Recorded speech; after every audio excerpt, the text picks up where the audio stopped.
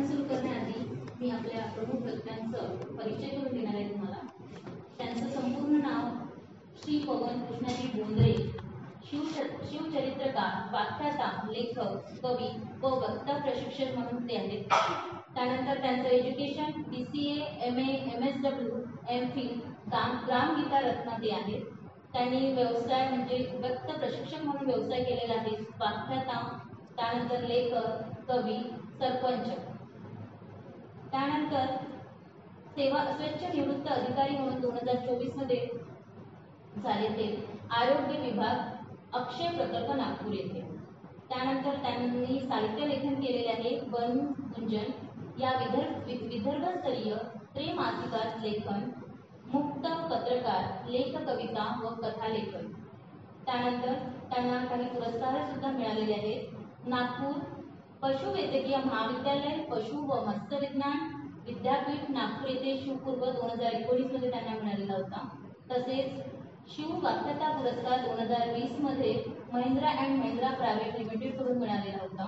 तसेच त्यांनी अनेक शाळा, महाविद्यालय, संस्था यामध्ये ते अनेक पुरस्कार व सन्मानित आहेत। त्यांना अध्ययनामध्ये 12 वर्षाचा अनुभव, भाषणाचा अनुभव आहे। तसेच विविध विषयाचे अध्यापन केलेले आहे। वक्ता म्हणून घडण्यासाठी विद्यार्थ्यांना अनेक प्रशिक्षण आणि मार्गदर्शन केलेले आहे। त्यांचा कुठे कुठे सहभाग आहे ते आता सांगते। शासकीय समितीवर सदस्य म्हणून अनेक कार्याचा अनुभव, तसेच विविध चर्चासत्रे, वादविवाद, साहित्य संमेलन, व्याख्यानमाला, लेखन कार्य व भाषणात त्यांचा सहभाग आहे। अनेक सामाजिक कार्य व उपक्रमात सुद्धा त्यांचा सक्रिय सहभाग आहे। तसेच त्यांना आता 29 जुलै 2025 मध्ये Uttar Pradesh the fair vision foundation येथे हिंदू रत्न पुरस्कार म्हणून सन्मानित झालेले आहेत। तसेच 2 ऑगस्ट 2025 दिल्ली लघु व मध्यम उद्यम मंत्रालय नीती आयोग यांच्याकडून छत्रपती शिवाजी महाराज ब्रेवरी पुरस्कार याने ते सन्मानित झालेले आहेत। त्यांचा विविध विशेष कार्यशाळांमध्ये सुद्धा सहभाग आहे। PARC महाराष्ट्र नीती निर्धारण अध्ययन गट कार्यशाळा पुणे 12 व 13 जुलै 2025 पासून त्यांचा विशेष सहभाग आहे। तसेच वातावरण बदल पंचायत परिषद नागपूर इथे सुद्धा त्यांचा 20 ऑगस्ट 2025 पासून सहभाग आहे। अशा प्रकारे प्रत्येक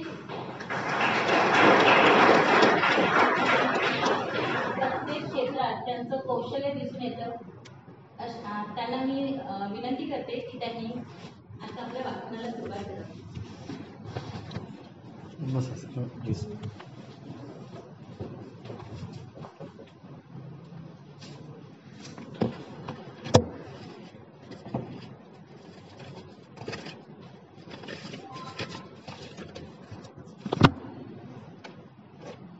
चराचरात वास करणारी माँ भगवती वंदनीय भारत माता, उभ्या भारताचा आराध्य दैवत प्रभू श्रीरामचंद्र आणि ज्यांच्या पावन स्पर्शाने ही धरती पवित्र झाली असे स्वराज्याचे अधिपती राजा शिव छत्रपती यांना प्रथम वंदन करतो। आज एकात्म मानवदर्शन हिरक महोत्सव, आज पंडित दीनदयाल उपाध्याय यांची जयंती। पंडित दीनदयाल उपाध्याय यांनी एक 4 दिवसाच्या व्याख्यानमालेत ज्वलंत असं भाषण दिलं आणि त्या भाषणानं अख्ख्या जगाला आता विश्वात्मके देवे वसुधैव कुटुंबकम सेवा परमो धर्म हा संदेश दिला। आपल्याला सगळ्याला माहिती आहे की आपल्या देशामध्ये एक महान ऋषितुल्य आणि देशाची ध्वजा वाहून या देशाला पूर्वार्धाकडून उत्तरार्धाकडे नेणारे एक मोठं व्यक्तिमत्व या देशात झालेलं आहे। त्यांचं नाव स्वामी विवेकानंद। शिकागोच्या धर्मसभेमध्ये भारतीय संस्कृती, अध्यात्म आणि परंपरा मांडल्यानंतर जर या पृथ्वी तलावर दुसरं जर कोणाचं ज्वाजल्य भाषण जर झालं असेल तर ते पंडित दीनदयाल उपाध्याय आहेत। 1965ला मुंबईला एक 4 दिवसाचा कार्यक्रम होता। त्या 4 दिवसाच्या कार्यक्रमामध्ये 4 व्याख्यानं त्यांनी मांडली आणि त्यामध्ये मानव एकात्म दर्शन हा त्यांचा विषय होता आणि त्याचे 4 भाग त्यांनी या कार्यक्रमामध्ये केले। सर्वप्रथम मी त्यांच्या पावन स्मृतीस अभिवादन करतो। ज्या महापुरुषाच्या नावाने, ज्या क्रांतिकारकांच्या नावाने, ज्या वीर तेलंगा खाडी या नावाच्या आपल्या या नावाने आपला हा ITI आहे, त्यांना सुद्धा मी नमन करतोय। त्यांचा सुद्धा इतिहास जो कुठेही लिहिला गेलेला नाही, जो कुठेही पाहिला गेलेला नाही, जो कुठेही वाचला गेलेला नाही, अशा आद्य 84 आदिवासी क्रांतिकारकांमध्ये आहेत.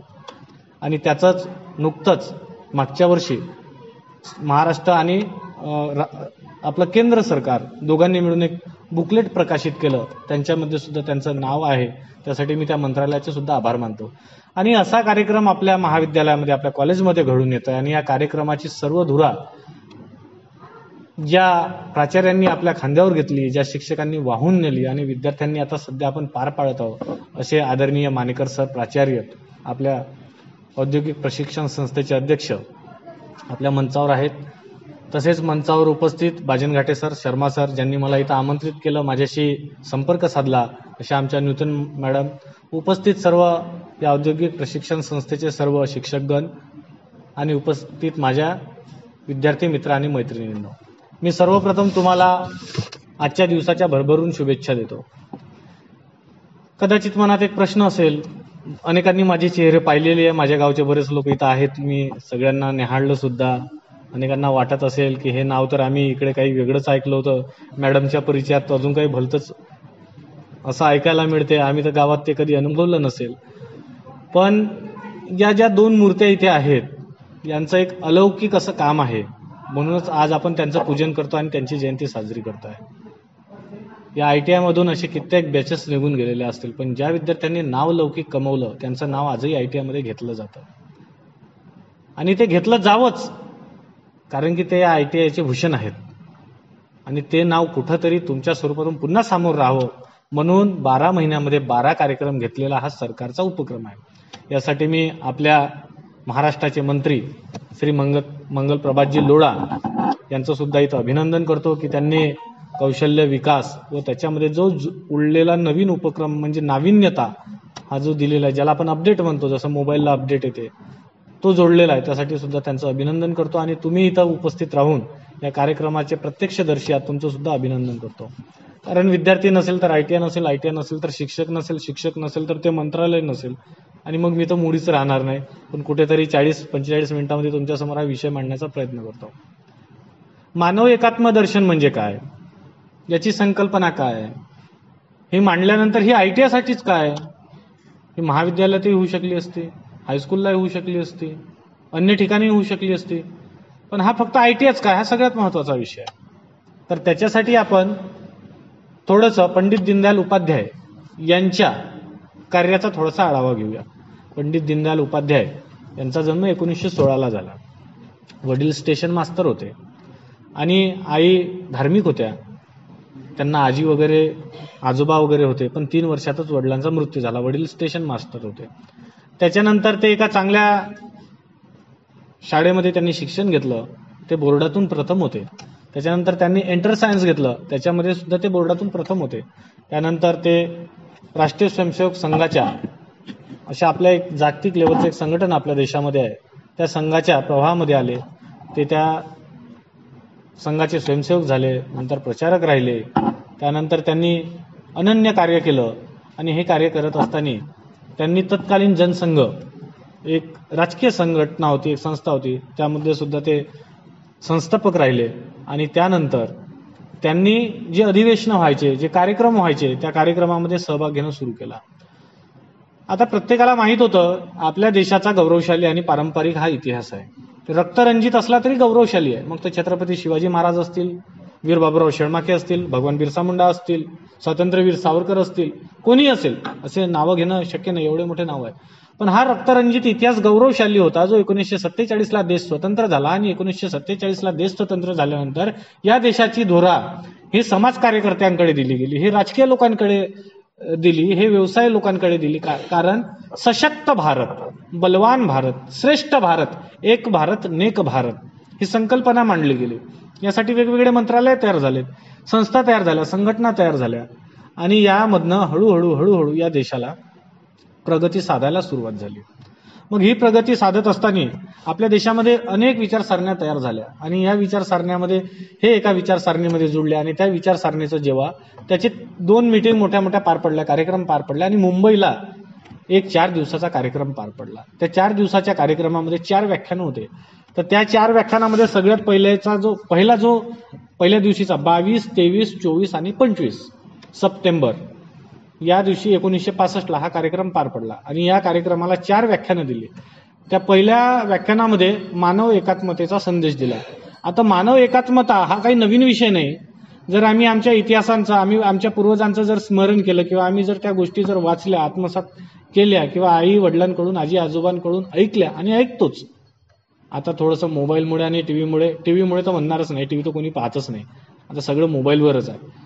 आता सरांना माहिती आहे किंवा मॅडमला सगळ्यांना माहिती आहे, आम्ही जेव्हा लहान होतो त्यावेळेस टीव्ही तर फार कमी होतेच, मोबाईल तर नव्हतेच. आमच्याकडे 8-8, 10-10 तास लोड शेडिंग व्हायचं. तेव्हा आमच्या आजी आजोबा, आई बाबा आम्हाला काहीतरी गोष्टी सांगायची, आम्ही अंगणातच बास टाकून झोपायचो. ते असे दिवस होते. तर त्याच्यामुळे त्या वंशपरंपरेनं इतिहास आम्हाला माहिती व्हायचा. तर मानव एकात्म दर्शन हा नवीन विषय काही नाही. आता विश्वात्मके देवे, अवघ्या विश्वाचं कल्याण मागणारे माऊली आपल्या महाराष्ट्राचे थोर संत आहेत. अवघे विश्वची माझे घर असे सांगणारे संत तुकाराम महाराज आहेत. त्याच्यानंतर आता विश्वात्मके नंतरच वसुदैव कुटुंबकम ही नवीन संकल्पना, जेव्हा G20ची परिषद, नवीन नाही आहे, जुनीच आहे, पण G20ची जेव्हा परिषद झाली तेव्हा आम्ही त्या देशांकडे मांडले. आणि सेवा परमो धर्म, आम्ही प्रत्येक गोष्टीमध्ये सेवा मानतो. तर याचाच अनुसरण जो आपले वेद आहेत, आपला वेदांत आहे, आपलं अध्यात्म आहे आणि अध्यात्माला लागून असलेलं जे आपलं विज्ञान आहे, आपली जी परंपरा आहे, ते यामध्ये मांडली गेली. मग दुसऱ्या दिवशी पुन्हा एक व्याख्यान झालं आणि 4ही व्याख्यानाला वक्ते पंडित दीनदयाल उपाध्याय होते. या 4ही व्याख्यानामध्ये वेगवेगळ्या संकल्पना मांडल्या गेल्या. तर सगळ्यात पहिला व्याख्यानाचा मानव एकात्म दर्शन. मानव एकात्म दर्शनामध्ये त्यांनी 4 मुद्दे सांगितले. त्या 4 मुद्द्यामध्ये काय होतं? शरीर, मन, आत्मा आणि बुद्धी. या 4ही गोष्टी एकत्र आहे. शरीरापासून मन वेगळं होऊ शकत नाही, मनापासून बुद्धी वेगळी होऊ शकत नाही आणि बुद्धीपासून आत्मा वेगळा होऊ शकत नाही. 4ही परस्पर पूरक आहे आणि एकमेकाला अनुसरून आहे. आता याचं आपण सोपं उदाहरण देऊ. तुम्हाला जर असं काही वाटत असेल की पवन बोंद्रे नावाचे एक वक्ता आले आणि मला भाषण देत आहे आणि आम्हाला मजबुरीनं बसलेलो आहे, तर हा विषय मनातून आताच काढून टाका. मी तसा वक्ता नाहीच. मी असा वक्ता आहो की लोकांमध्ये ज्वाजल्य निर्माण केलेलं पाहिजे आणि सत्य परिस्थिती सांगितली पाहिजे आणि ते राष्ट्राला पूरक असायला पाहिजे. राष्ट्रप्रथम ही भावना असायला पाहिजे आणि जर ही भावना मनात असेल तरच देश सामोर जाईल. आमच्या पूर्वजांनी, आई वडिलांनी, आजोबांनी, आमच्या शिक्षकांनी आज आम्हाला इथपर्यंत आणून ठेवलेलं आहे आणि इथून या देशाची धुरा जर सामोर न्यायची असेल तर त्याचे कर्तृत्वदान आणि दानदाते आणि त्याचे भाग्यशाली वारसदार आम्ही आहोत. हे आम्हाला आजच आमच्या पदराशी गाठ बांधावी लागेल. नाहीतर जर ITI सुटलं आणि त्यानंतर आमच्या जर समजा दिशाच ठरलेल्या नसेल तर आपण काही करू शकत नाही. म्हणून स्वामी विवेकानंद म्हणतात, उठा, जागे व्हा, ध्येयप्राप्ती वाचून थांबूच नका. उठा मृगराजांनो उठा, तुम्ही या धर्तीवरील, या पृथ्वीवरील देवता आहात, का मेंढरांसारखे जगता.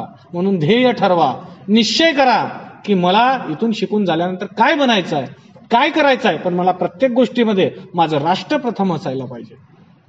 अनेक संघटना आहे की ज्या देशाबद्दल अनन्य भाव ठेवतात.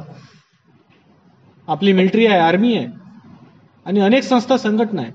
पण जर आमच्या देशामध्ये जर विद्रोही जर नारे लागत असतील तर त्यासाठी कुठंतरी माझं स्वरूप समोर यायला पाहिजे.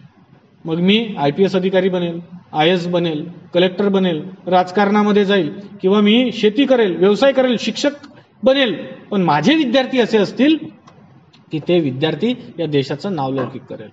मग 4 गोष्टी सांगितलेल्या आहे. सगळ्यात पहिला आहे शरीर आणि शरीराला आहे मन. भलेही आम्ही इथं बसलेलो आहे पण काही लोक जर मोबाईल पाहत असतील तर त्यांचं मन कुठे आहे?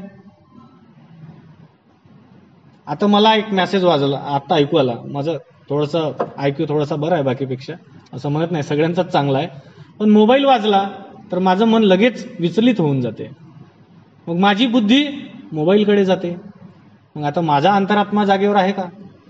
बघा, हे अध्यात्म नाही आहे, हे सायन्स आहे. हे सायन्स आहे, हे अध्यात्म नाही आहे. अध्यात्माला जेव्हा विज्ञानाची सांगड घातली तेव्हा देश प्रगतीकडे जाते. हा दिवा लावलाय तुमच्या समोर, हे कशाचं प्रतीक आहे? हे अग्नी, हीटचं प्रतीक आहे. ते थोडे टेक्निकल शब्द आहे. हीट आहे, ते एनर्जी आहे. त्याला 100 डिग्री सेल्सिअसवर जर आपण गरम केलं तर त्याचा एक टेम्परेचरचा पॉईंट येतो आणि त्याच्यातून काही जर गोष्टी जर आपण त्याच्यामध्ये एखाद्या साच्यामध्ये टाकल्या तर वितळता येतं, त्याला वेगळा वेगळा आकार देता येतो. सोन्याचा वेगळा वेगळा आकार करता येईल, चांदीचा वेगळा वेगळा आकार करता येईल आणि काही गोष्टी आहे की त्या डिग्रीपर्यंत पोहोचल्या नाही तर त्या जळून भस्मसात होतील. म्हणून आपण ते विद्यार्थी आहोत की आज घडण्यासाठी आलेलो आहे. मग घडायचं कसं, बिघडायचं कसं, हे स्वतः ठरण्यासारखं आहे. मग आपलं शरीर, शरीरानंतर मन, आणि मनानंतर काय सांगितलं विसरलेत का? बरं, झोप लागली आहे का? जेवण झालं की नाही? किती लोकांचं नाही झालं? नाही झालं ना? ठीक आहे, आपण दोघं कार्यक्रम संपल्यानंतर मिळून करू. पण असे ताजेतवाने राहा. आलेलो आहे, 40 मिनिट 45 मिनिट वेळ द्या. आणि कशाला द्या? तुम्ही स्वतःला द्या. जी गोष्ट माझ्याकडे आहे ती माझ्याकडे आहे, आणि ते ज्ञान स्वरूपात तुम्हाला देणार आहोत. आणि हा जो 1 तास कोणाला वाटत असेल की आम्हाला सरांनी मजबुरीनं बसवला, हा सरकारचा उपक्रम आहे, तर हे लक्षात घ्या, हा सरकारचा उपक्रम नाही, हे तुमच्या लाईफचा वेस्ट नाही तर तुमच्या लाईफचा इन्व्हेस्ट आहे. त्याला फक्त IN जोडलेला आहे. मग तो कसा पॉझिटिव्ह करता येईल हे तुम्ही ठरवायचं. शरीर जर असेल तर शरीराला मन आहे, मनासोबत जुळून बुद्धी आहे, आणि बुद्धीला जुळून आत्मा आहे. याच्यासाठी एक उदाहरण देतो. जर एखाद्यानं म्हटलं की तू समोर ये, मी तुझा फोटो काढतो, तुम्ही जर पूर्ण गणवेशात असाल, पूर्ण वेशात असाल, तर तुम्ही हो म्हणाल. आणि तेच जर तुम्ही, मुलांचं उदाहरण घेतो, जर तेच तुम्ही बन्यांवर आणि हाफ पॅन्टवर असाल तर तुम्ही हो म्हणाल का? कदाचित होई म्हणाल, पण कुठेतरी त्याला अडचण येऊ शकते. शरीर आणि मन, मनाचं उदाहरण दिलं. तेच बुद्धीला पटलं तर फोटो काढायची, आणि नाही पटलं तर नाही काढायची. हे आपली शरीर, मन, बुद्धी आणि त्याच्याबरोबर आत्मा. याच्यासाठी एक दुसरं उदाहरण सांगतो. जर समजा हा सोहळा पाहून तुम्हाला जर चांगलं वाटत असेल तर तुम्ही पूर्ण फिजिकल इथं उपस्थित आहात. जर तुम्हाला सगळंच चांगलं वाटत असेल, मनानं सुंदर वाटत असेल, ऐकण्यासारखं वाटत असेल, तर तुमचं मनही या कार्यक्रमामध्ये आहे. आणि जर त्याच्यानंतर जर तुम्हाला असं वाटत असेल की यांच्याकडून काहीतरी घेतलं पाहिजे, तर तुमची बुद्धी इथं उपस्थित आहे, म्हणजे बुद्धीचा संतोष आहे. आणि हे सगळं केल्यानंतर जर तुम्हाला नवीन ज्ञान जर प्राप्त होत असेल, तर शेवटचा 4था पॉईंट त्याच्यातला आहे आत्मा, म्हणजे माझा आत्मा त्या ज्ञानानं तृप्त झाला. याच्यामध्ये डॉक्टर बाबासाहेब आंबेडकर सांगतात, वाक्य नीट ऐका, मी या पृथ्वी तलावरील तो प्राणी आहो की जो समुद्राच्या काठावर उभा आहो, पण अजूनही गुडघाभर पाण्यापर्यंत, ज्ञानसागराच्या गुडघाभर पाण्यापर्यंत पोहोचलेलो नाही. असं कोण सांगतात? डॉक्टर बाबासाहेब आंबेडकर, ज्यांच्या नावातच ज्ञान आहे. त्यांचं नावच एक विद्यापीठ आहे. आणि तर ते प्रकांड पंडित होते. डॉक्टर बाबासाहेब आंबेडकर सांगतात. मग आमच्याकडे 1 डिग्री 2 डिग्री असल्यावर आम्ही उतू नये, ज्ञान फाट आहे, बाबासाहेब सांगतात. मग आम्ही ते अनुकरण केलं पाहिजे. उठा, शिका, संघटित व्हा, संघर्ष करा. शिक्षण हे वाघिणीचं दूध आहे. ते पिल्ल्यावर माणूस गुरगुरतो, पण कुठं गुरगुरायचं हे सुद्धा आम्हाला लक्षात आलं पाहिजे. कुठं? त्याच्यासाठी संविधानाच्या काही गोष्टी आहेत, ते आपल्या शेवटच्या मुद्द्यामध्ये येणार आहेत. तर म्हणून पुन्हा एकदा सांगतो, शरीर, मन, बुद्धी आणि आत्म्याची तृप्ती हे एका कुठल्याही बिंदूत समाविष्ट होऊ शकते, आणि ही आपण केली पाहिजे. जर आपण शाळेमध्ये आलेलो आहे, शिक्षण घेतोय, आपलं शरीर तिथं उपस्थित आहे, तर त्याबरोबर मनही असायला पाहिजे. आता इथं सरांनी मला पूर्ण ITI दाखवला, त्याच्यामध्ये ड्रेस मेकिंग नावाचा तुमचा कोर्स आहे. तिथे मी ते एक मुलगी शिलाई मारत होती, तिचं जर उदाहरण दिलं, तिचं जर चित्त नसेल, म्हणजे मन नसेल त्या कामामध्ये, तिचं शरीर तिथं आहे, तिच्या बोटाला सुई लागून जाईल, लागेल की नाही लागणार? त्याच्यासाठी तिथं शरीर आहे, तिथं मनही असणं गरजेचं आहे, आणि तिची बुद्धी पण असणं गरजेचं आहे. मी बुद्धी काढत नाही, बुद्धी सांगतो. जर समजा शिलाई डाव्या बाजूनं मारायची आहे की उजव्या बाजूनं मारायची आहे, हे सुद्धा तिथं ज्ञान असणं गरजेचं आहे, नाही तर ते ज्ञानच उलटं होऊन जाईल. पटताय का विषय? उदाहरण तुमचेच देतोय मी, काही बाहेरचे उदाहरण देत नाही. आणि हे जेव्हा सगळं करत असताना तिनं जर तिच्या मनासारखा ड्रेस जर तयार केला, तर तिच्या आत्म्याची तृप्ती आहे. आणि हेच अनुकरण आहे की नाही आहे? जर समजा 32चा शर्ट लागत आहे किंवा 32चा सलवार लागत आहे, आणि तिनं 34चा शिवला, तिचं मन संतुष्ट होईल का? आत्म्याची तृप्ती होईल का? तिला 32च असायला पाहिजे. म्हणून याच्यामध्ये पंडित दीनदयाल उपाध्याय सांगतात की या सगळ्या गोष्टी माणसानं त्याच्या जीवनामध्ये अनुकरण केल्या पाहिजे. आणि या जेव्हा अनुकरण करेल, तर त्यानं त्याच्या आयुष्यामध्ये जे ध्येय ठरवलेलं आहे ते ध्येय पूर्ण होईल. आणि ते ध्येय पूर्ण झाल्यानंतर त्याच्या शरीरातून पूर्ण होईल, त्याचं मन संतुष्ट होईल, त्याच्या बुद्धीचा वापर होईल, आणि त्याच्या आत्म्याची तृप्ती होईल. आणि हे सत्य आहे. छत्रपती शिवरायांचा जर ऐतिहासिक काळ घेतला तर बरेच लोक शिकले नसतील, ते निरक्षर होते, पण अडाणी नाही. 2 वेगवेगळे शब्द आहेत. आमची आजी आजोबा हे शिकलेले नसतील, निरक्षर, त्याला शब्द आहे निरक्षर, पण अडाणी नाही. अडाणीचा अर्थ वेगळा आहे. ज्याला ज्ञान नाही तो अडाणी, त्याला अज्ञान म्हणतो. आता जर समजा तुम्ही ITI केलं किंवा याच्यात काही 12वीचे विद्यार्थी असतील आणि ते तुम्ही सांगा ना आजीला की आजी H2O घे, तिला H2O माहीतच नाही, तिला पाणी माहिती आहे, याच्यामध्ये थोडंसं सल्फरयुक्त स्वीट म्हणजे गोड साखर टाक, त्याच्यानंतर ते चहाची पत्ती टाक, मग असं ते म्हणून तू काही सांगू नको, मला सगळं माहिती आहे चहा कसा बनवला जातो. मग तुम्ही तिला सांगा 100 डिग्री सेल्सिअसवर जर हे उकडलं तर मग याचा चहा तयार होतो. आजी म्हणेल मला काही तुमचं डिग्री सेल्सिअस माहिती नाही, मला एवढं माहिती आहे की चहा कसा तयार करावा लागतो. मग आजी अज्ञानी आहे की सज्ञानी आहे? अरे बोला ना, अज्ञानी आहे की सज्ञानी आहे?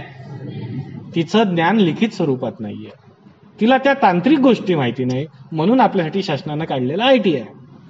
तर या ITI मध्ये आता आपला देश, तुम्हाला माहिती आहे की आता बिहारमध्ये एका ITIच्या विद्यार्थ्याने हेलिकॉप्टर बनवून उडवलं, माहिती आहे का तुम्हाला?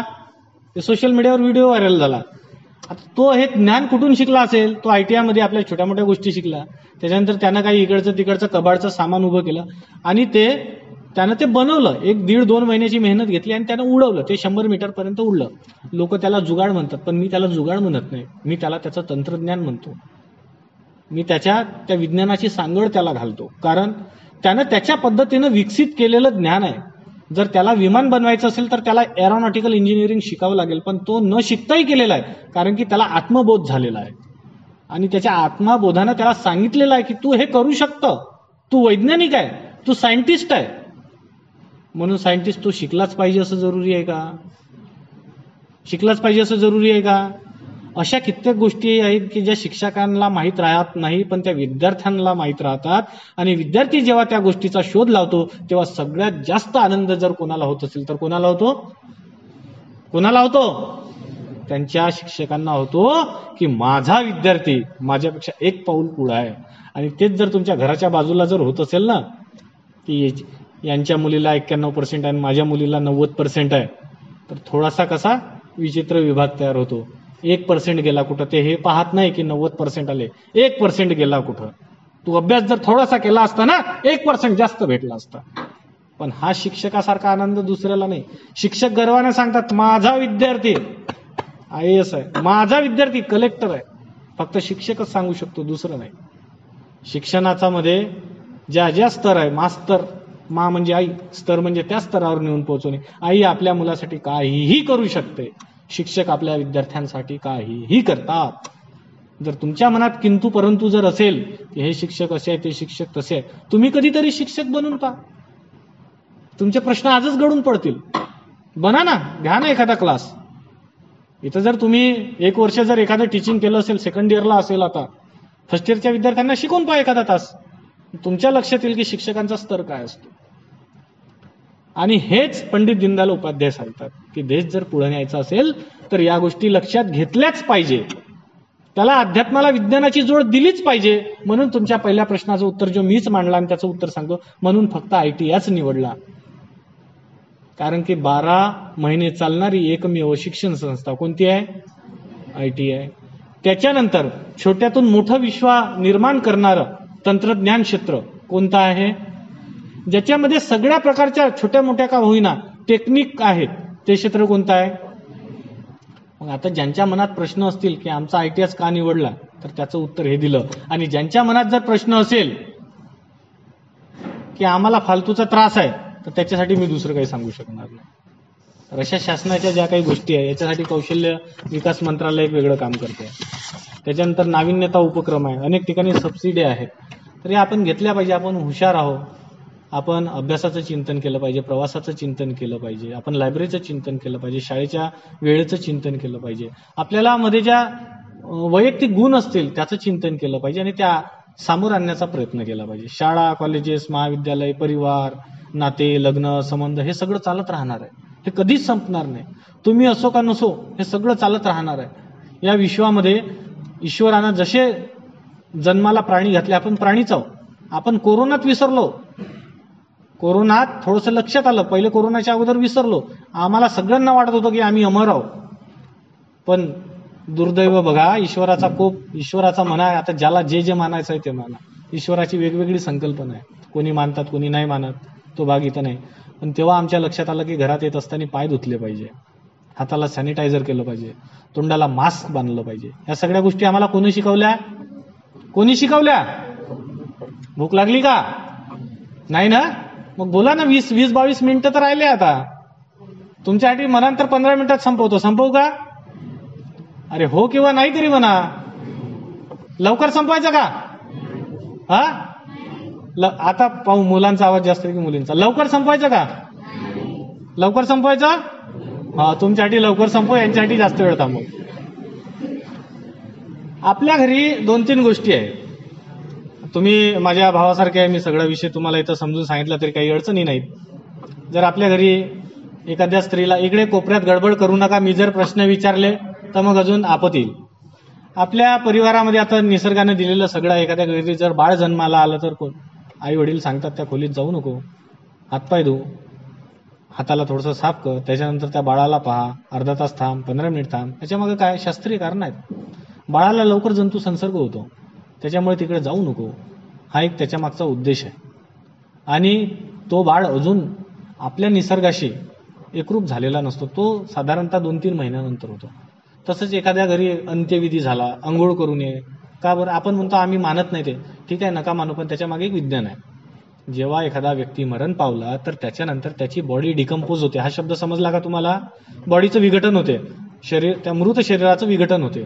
त्याच्यावर बारीक बारीक जंतू चढतात आणि ती बॉडी कुजायला सुरुवात होते. म्हणून आंघोळीचा एक विषय आहे. अध्यात्म, विज्ञान, इतिहास हे एक सांगड आहे, हे कुठेतरी जोडली पाहिजे आणि हे ते जोपासली पाहिजे. आणि हा जोपासणारा एकमेव या पृथ्वीतलावरील देश म्हणजे आपलाच आहे, भारत. ज्यानं जगाला सांगितलेलं आहे की हायड्रोक्लोरोक्विन दिल्यानंतर आम्ही श्रेष्ठ आहोत. गर्वानं नाही, आम्ही श्रेष्ठ आहोत, आम्हीच श्रेष्ठ आहोत.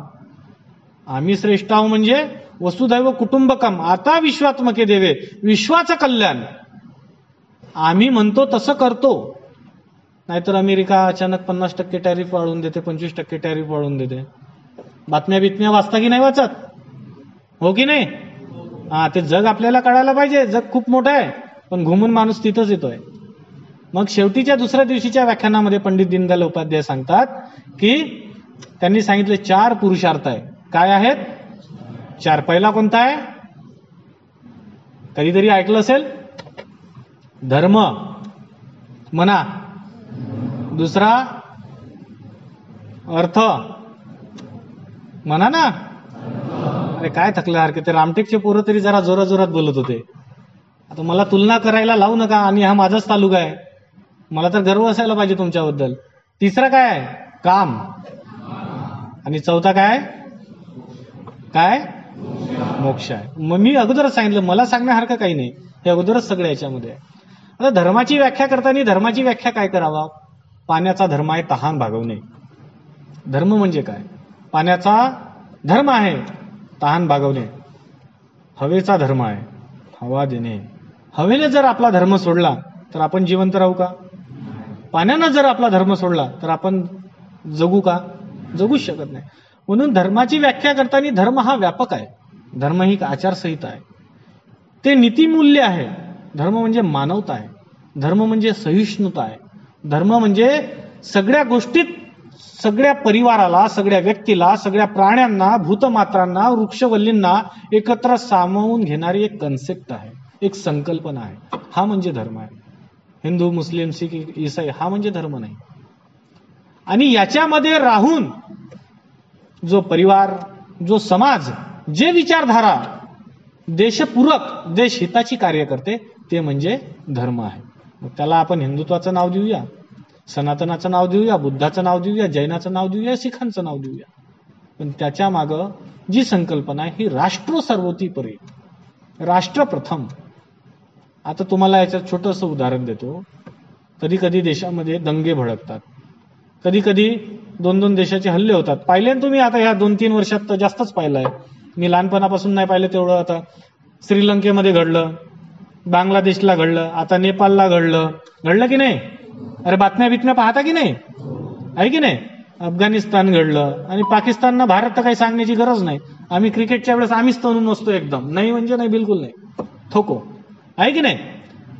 मग ही व्याप्ती कशी असावी? ही व्याप्ती राष्ट्रप्रथम, माझं राष्ट्र पहिले, त्याच्यानंतर दुसऱ्या राष्ट्राचंही कल्याण हो, ही त्याच्यामध्ये व्याप्ती असायला पाहिजे. अर्थ, हे 4 पुरुषार्थ सांगितलेले आहे. याचा शब्दाचा अर्थ जरी पुरुषार्थ असला तरी हे स्त्रियांसाठी तेवढेच लागू आहेत, हे प्राणी मात्रांसाठी लागू आहे, सजीव सृष्टीसाठी लागू आहे. पुरुषार्थ म्हणजे फक्त पुरुष नाही, त्यामध्ये स्त्री आहे. अर्थ म्हणजे इन्कम ऑफ सोर्सेस आपण म्हणतो. मग इन्कम करण्याचे स्तोत्र आहेत. मग आता समोर शिक्षक वृंद आहे, तर त्यांचा पगार हे माध्यम आहे. तर त्यांच्याकडे काही दुकानं असतील तर ते सुद्धा एक माध्यम आहे, शेती असेल ते सुद्धा एक माध्यम आहे. असे प्रत्येकाचे माध्यम आहे. नाहीतर आमच्या गावखेड्यात एक म्हण आहे, मी सुद्धा गावातलाच आहोत त्याच्यामुळे नवीन सांगण्यासारखं काही नाही, लोक मरो आणि माझा दरा. हे आपली म्हण आहे, विदर्भाची आहे की नाही आहे? नाहीतर मराठवाड्याची एक म्हण सांगतो, जेवढा शिकला तेवढा हुकला, हे मराठवाड्याची म्हण आहे. म्हणून आपली आजी आजोबा ज्या गोष्टी सांगत होत्या शब्दात बदल असू शकते पण सत्यता होती. ते वडग म्हणत होती, आपण टोपलं म्हणतो, फरक काय? जमाना बदलल्यानंतर ते अजून काहीतरी म्हणते, ते तर इंग्लिशमध्ये. ते बाक म्हणत होते, आपण खुर्ची म्हणतो, येणारी पिढी चेअर म्हणेल. आणि त्याच्यानंतर 5, 25, 30 वर्षांनी काय डेव्हलप होते तुम्हाला आम्हाला काय माहिती? तुमच्यापैकी आमच्यापैकी कोण राहते काय माहिती? म्हणून अर्थार्जन करायचं असेल तर अर्थार्जन हे चांगल्या पद्धतीने केलं पाहिजे. आणि ते अर्थार्जन केल्यानंतर ते सत्कर्मी लावलं पाहिजे. माणसानं मुलाला जन्माला घातलं तर त्याचं पालन पोषण आणि शिक्षण केलंच पाहिजे, ही नैतिक जबाबदारी आहे. शिक्षणावर पैसा खर्च केलाच पाहिजे, आई वडिलांच्या प्रकृतीवर पैसा खर्च केलाच पाहिजे, राष्ट्रासाठी पैसा दिलाच पाहिजे. कोविडमध्ये बऱ्याच लोकांनी दान दिलं, बऱ्याच लोकांनी अन्नाचे भंडारे लावले, बऱ्याच लोकांनी औषधी पुरवल्या, बऱ्याच लोकांनी अशा असंख्य गोष्टी केल्या, मास्क वाटून रस्त्यावर सुद्धा उतरले. या देशाला पैदल चालावं लागलं, याचं आजही दुःख आहे. पण सगळ्यात जास्त या पृथ्वीतलावर पर्सेंटेजनं वाचणारा जर कोणता देश असेल, म्हणजे सगळ्यात कमी मृत्यू होणारा जर कोणता देश असेल तर तो आमचा भारत आहे. कारण आमच्या पूर्वजांची शिकवण त्याच्यामध्ये होती. आता हे बोलण्यासारखं भरपूर आहे, माझं 40-50 मिनिटात तर मुळीच होणार नाही. आम्ही आमच्या देशात भाज्यांचं सेवन करतो, कित्येक प्रकारच्या भाज्या खातो. त्याच्यामुळे आमची जी जीन्स आहे, आमच्या बॉडीमध्ये जे घटक आहे ते असे आहे की ते कोविडला फाईट देणारे होते. एका घरात एकाला झाला पण दुसऱ्याला झाला नाही, याचे ते मुख्य कारण आहे. त्याच्यातला तिसरा भाग आहे काम. काम ही भोगाची वस्तू आहे, ही संकल्पना आहे. आता त्याच्यामध्ये सगळ्या प्रकारचे विषय येतात आणि हे व्यापक आहे. आता त्याच्यामध्ये आपल्या देशामध्ये मी तुम्हाला या अगोदर एक विषय सांगतो की 5 पुस्तकं तुम्ही आयुष्यात वाचले पाहिजे. किती? 5. त्याला पुस्तक समजा, ग्रंथ समजा किंवा धार्मिक समजा किंवा कसंही समजा. सगळ्यात पहिलं, जर तुम्हाला देश जाणून घ्यायचा असेल तर संविधान तुम्हाला माहिती असणं अत्यंत गरजेचं आहे. संविधान माहिती असणं गरजेचं आहेच. त्याच्यानंतर दुसरं सांगतो तुम्हाला भगवद्गीता, ज्याला ज्ञानेश्वरी म्हणतात. तिसरा आहे ग्रामगीता. चौथा आहे तुकारामांची गाथा आणि 5वा आहे शिवचरित्र. याच्यापैकी काही एक नाही वाचलं तरी चालेल, शिवचरित्र वाचा. जीवनाची दशा दिशा हे सगळं त्याच्यातून तुम्हाला कळेल. मी असं म्हणत नाही तुम्ही वाचा की नका वाचू, पण जर आयुष्यात कधी कधी आपण म्हणतो मी हे केलं असतं, मी जर समजा मला 10 चॅप्टर आहे ना 9 वाचले तर मला 80 मार्क मिळाले. जर मी 10 पैकी 10 जर वाचले असते ना कदाचित 85 मार्क मिळाले असते. हा किंतु परंतु आयुष्याच्या शेवटी येऊ देऊ ना. मी हे केलं असतं, मी जर त्यावेळेस एक ठोस निर्णय घेतला असता ना आज मी तिथं असते. हा किंतु परंतु माणसाच्या आयुष्यात शेवटपर्यंत नसावा. साप असावं, हो तर हो नाहीतर नाही. सरांनी सांगितलं का मी नोकरी सोडली, हो हे सत्य आहे, मी नोकरी सोडली. 2014ला नोकरी मिळण्यासाठी अफाट प्रयत्न केले, खूप अभ्यास केला 12 पासून 14 पर्यंत. 14ला नोकरी मिळाली आणि आयुष्यात विचारही केला नाही की मी नोकरी सोडेल. पण 2022ला नोकरी सोडली, कारण की माझा निर्णय ठाम होता की माझ्या जीवनाची आता दशा कशी असेल आणि या दशेतून माझी दिशा कशी असेल.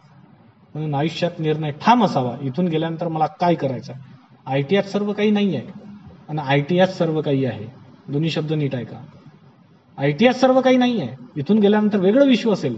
कोणाचं लग्न झालेलं असतील, कोणाला व्यवसाय करायचा असेल, कोणाकडे शेतीकडे लक्ष द्यायचं आहे, कोणाला दुकानाकडे लक्ष द्यायचं आहे, कोणाला या ITआयच्या समोरच्या ट्रेड शिकायच्या आहे, त्याच्यामध्ये काहीतरी डेव्हलपमेंट करायचं आहे. आणि IT यात सर्व काही आहे. याचं पण उत्तर देतो. तुम्ही आयुष्यात काही करू शकले नाहीत तरी तुमचं ITआयचं शिक्षण तुम्हाला कधी उपाशी ठेवणार नाही, हे लक्षात घ्या. हे तुमच्या जीवनात झालेलं इन्व्हेस्टमेंट आहे. म्हणून अर्थार्जन अशा पद्धतीचं व्हावं. आणि कामाची संकल्पना खूप मोठी आहे. मुलं बाळं, आता काही लोक संन्यास घेतात, काही लोकांना मुलं बाळं होते, कोणाचा वाढता परिवार आहे, त्यानंतर आपले छंद आहे, आपल्या सवयी आहे, या सगळ्या गोष्टी म्हणजे भोगण्याच्या सगळ्या वस्तू. माझ्याकडे 2 व्हीलर आहे, 4 व्हीलर असायला पाहिजे. 4 व्हीलर आहे तर मग थोडीशी मोठी असायला पाहिजे.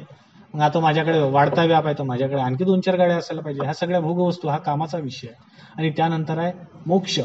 तुम्ही कदाचित असं ऐकलं असेल गावखेड्यात, तर बऱ्याच मुली लवकर मॅच्युअर्ड होतात मुलांपेक्षा, मला चांगलं माहिती आहे. कारण त्यांच्यामध्ये होणारे काही शारीरिक बदलही एक आहे.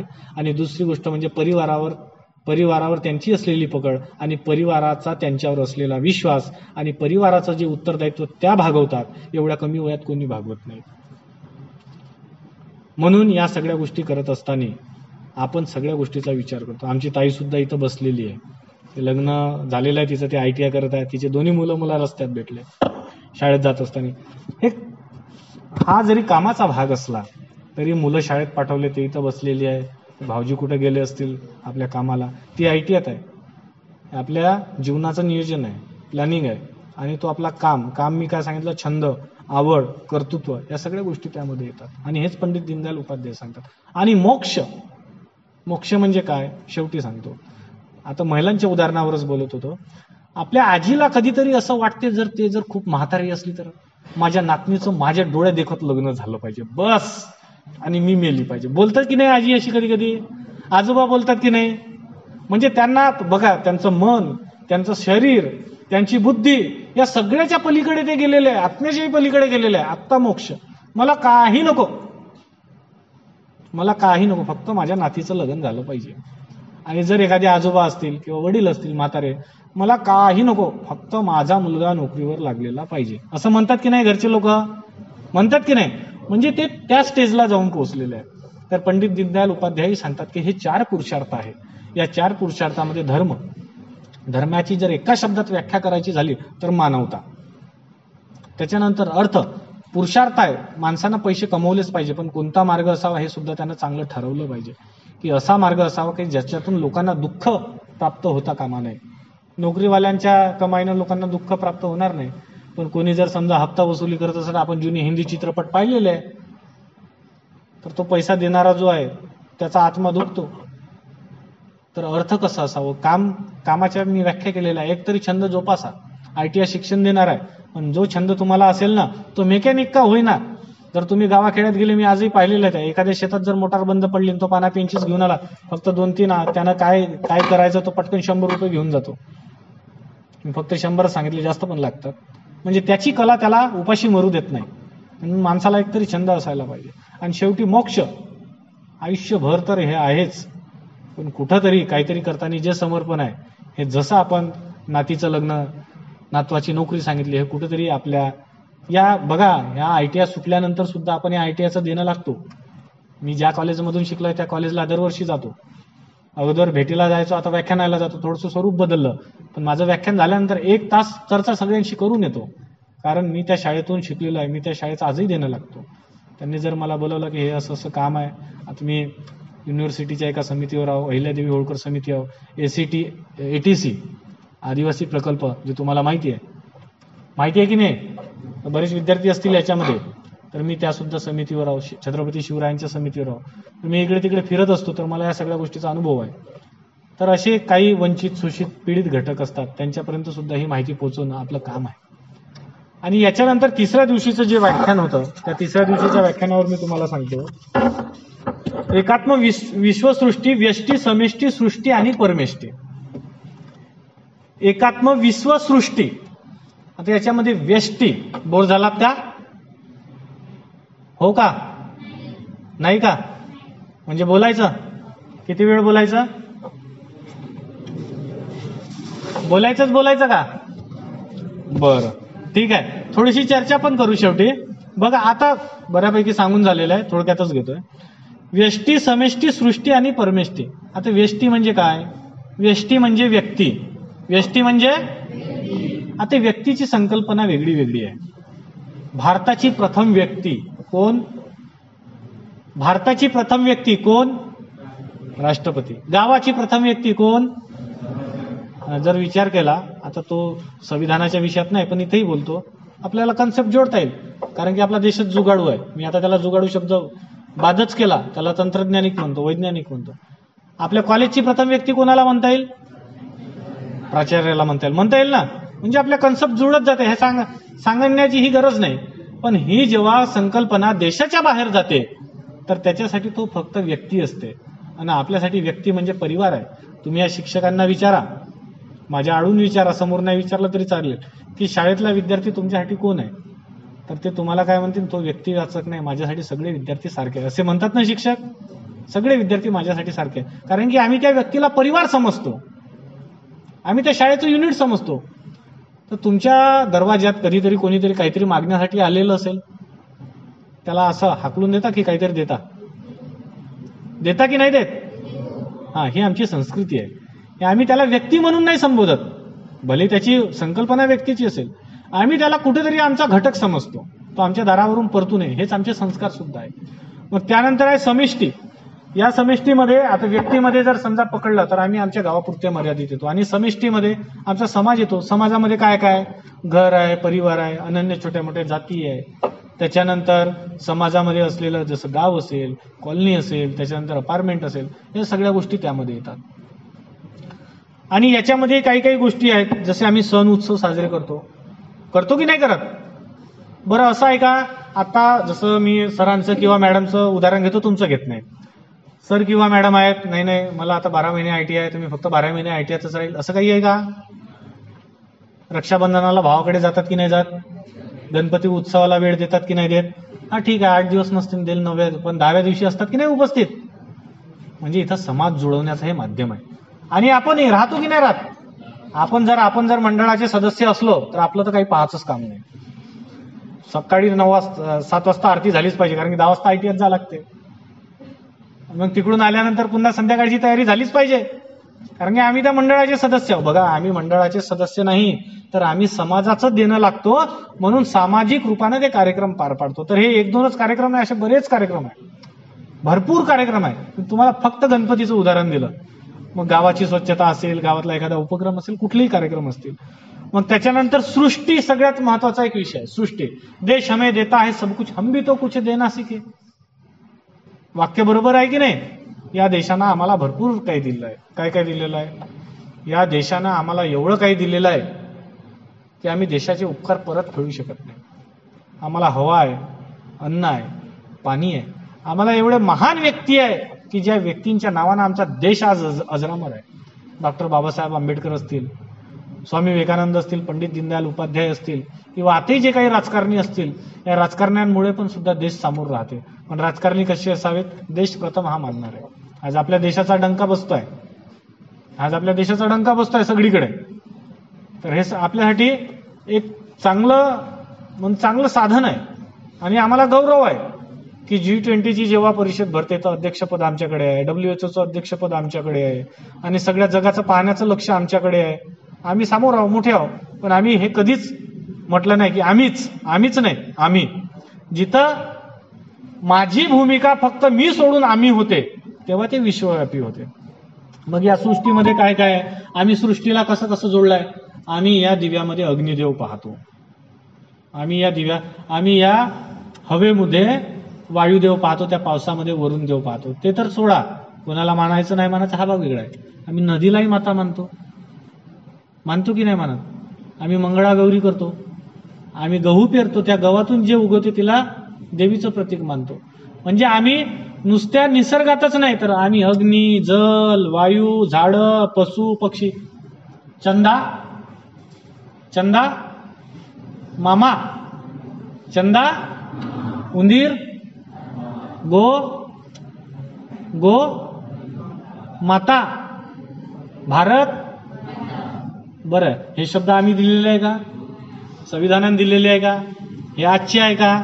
हे परंपरागत आहे आणि हे आमच्या संस्कृतीशी जुळलेले आहे. बरं, रस्त्यानं चालता जर समजा एखाद्याला तुमची असा धक्का लागला, तो तुम्हाला म्हणते का पाया पड? तुम्ही लागता पाया? ही आमची संस्कृती आहे. जर एखाद्या सीटवर जर समजा 3ची सीट आहे, बसमध्ये बसलेलो आहे, 2 लोकांनी पूर्ण सीट घेतलेली आहे, ते 50 वर्षाचे आहे, तुम्ही 25 वर्षाचे आहे आणि ते दोघं जण तिथं बसलेले आपसात बोलत आहे, त्यांचं तुमच्याकडे लक्ष नाही, तुम्ही बसमध्ये चढले तर तुम्ही त्यांना काय म्हणाल? काय म्हणता? होय तिकडे असं म्हणतो का? काय म्हणतो? काय म्हणतो? काय म्हणता? अरे बोला ना. काकाजी, काकाजी तिकडे थोडेसे बाजूला व्हा, सरका, बसू द्या म्हणतो ना. बरं त्यांनी सांगितलं का तुम्हाला काकाजी म्हणा म्हणून? आणि जर समजा एखादी लेडीज असेल तर काकू म्हणतो. आता तिकडे थोडं मराठवाड्याकडे गेलो तर मग मामा मावशी चालते, इकडे आपल्याकडे विदर्भात काका काकू चालतो. हे न कळत आपल्या जीवनामध्ये आलेले आपले संस्कार आहे. म्हणजे जी सृष्टी आहे, सृष्टीच्या विषयावर बोलताय मुलांना. मी सामोर येऊनही बोलू शकतो, मला माईकची गरज नाही बरं, आणि प्रश्नही विचारू शकतो, प्रश्नही विचारू शकतो, आणि बोलण्यासाठी मी दिवसभरही बोलू शकतो. हा, तर त्याच्यामुळे थोडासा वेळ राहिलेला आहे, गडबड करू नका. मी तुमच्या वयात होतो कधीतरी, समजू शकतो तुमच्या भावना. तर त्याच्यामुळे आपल्याकडे काही पवित्र वृक्ष पण आहेत ना. कोणते कोणते पवित्र वृक्ष मानतो आपण? वड आहे, पिंपळ आहे, कडुलिंब आहे, तुळशी आहे. हेच का बरं पवित्र मानतो? तुळशी 24 तास ऑक्सिजन देते. आता आम्ही त्याच्या मागे एक वेगळा विषय नेला, दिवा लावण्याचा संध्याकाळी. त्याच्या मागे पण शास्त्रीय कारण आहे. बोलायला गेलं तर एक दिवसही कमी पडेल. तुळशी 24 तास ऑक्सिजन देते, तिच्याजवळ कार्बन जमा होऊ नये. कार्बनला जर समजा अजून दूर सारायचं असेल तर त्याच्यासाठी आम्ही त्याला धूपम दीपम नैवेद्यम समर्पयामी हा एक विषय मांडलेला आहे. त्या पूजेचा भाग नाही, पण हा अध्यात्माचा आहे. मी आजीचं उदाहरण दिलं, पटलं ते तुम्हाला? ते वास्तविक असो का नसो, पण त्या मागचे काही काही कारण आहेत. अनेक गावामध्ये नदीला पाऊस आल्यानंतर नदीची पूजा करतात.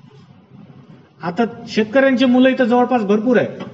आपल्या शेतातलं पहिलं पीक निघालं किंवा आपण शेतीमध्ये पेरणी करायची असेल, शेतीच्या आजूबाजूला जर कुठेतरी दगडाचा देव असला तर त्या दगडाच्या देवाची पूजा करतो की नाही? त्याच्यात दगडच आहे ना. पण आम्ही ते विश्वरूप पाहतो, कोणाचं? अन्न देवताचं. त्या दगडात पाहतो. त्या दगडामध्ये देव नाहीचाही जर विचार केला तर दगडात देव आहे का? पण आम्ही या देवाचं प्रतीक त्याच्यात पाहतो. बरं ठीक आहे, पंडित दीनदयाल उपाध्यायजी आपल्या समोर आहेत का? पण आम्ही त्यांचं प्रतीक या फोटोत पाहतो. आमच्या आई वडिलांचं प्रतीक आम्ही साक्षात पाहतो, म्हणून सण उत्सवाला त्यांच्या पाया पडतो. आणि जर ते नसतील तर आम्ही पितृमोक्ष अमावस्या साजरी करतो, फोटोला हार चढवतो, त्यांच्या पाया पडतो. म्हणजे हे आमची संस्कृती. आता याला अज्ञान काय म्हणावं, विज्ञान काय म्हणावं, सज्ञान काय म्हणावं, अंधश्रद्धा काय म्हणावी, हे आपण ठरवायचं आहे.